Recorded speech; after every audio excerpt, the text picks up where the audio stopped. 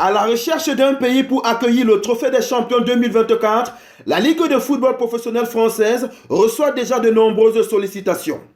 Après la République démocratique du Congo, la Côte d'Ivoire a officiellement déposé sa candidature. Cette rencontre, qui oppose le futur champion de France, le PSG, et le vainqueur de la Coupe de France, ou le deuxième du championnat si le PSG fait le doublé, pourrait se dérouler pour la deuxième fois de l'histoire en Afrique subsaharienne après le Gabon en 2013. Lors de cette 37e édition, le PSG s'était imposé devant les Girondins de Bordeaux au stade de l'Amitié de Libreville.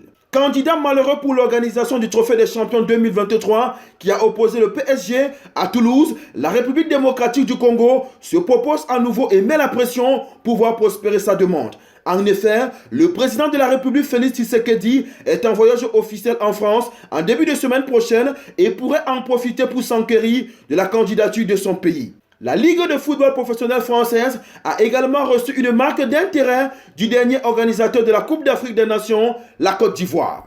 L'information a été communiquée par le journaliste ivoirien Malik Traoré en service dans le média NCI. Selon lui, si la candidature ivoirienne est retenue, le Paris Saint-Germain affrontera son adversaire au stade Alassane Ouattara de Bimpe.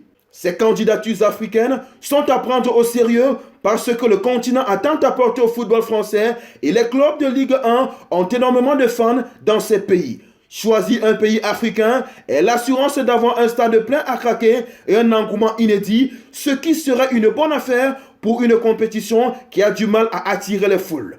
Après la Tunisie, le Maroc, le Gabon, le trophée des champions français pourra une nouvelle fois prendre ses quartiers sur le continent de Chancel Bemba, Pierre-Emerick Aubameyang, Achraf Hakimi, Oumar Diakité, Terem Moffi, Mostafa Mohamed, Saïd Benrahma ou encore Jean-Charles Castelletto. Vous venez de regarder On Sport sur notre page YouTube. Vous en voulez plus? Eh bien, abonnez-vous.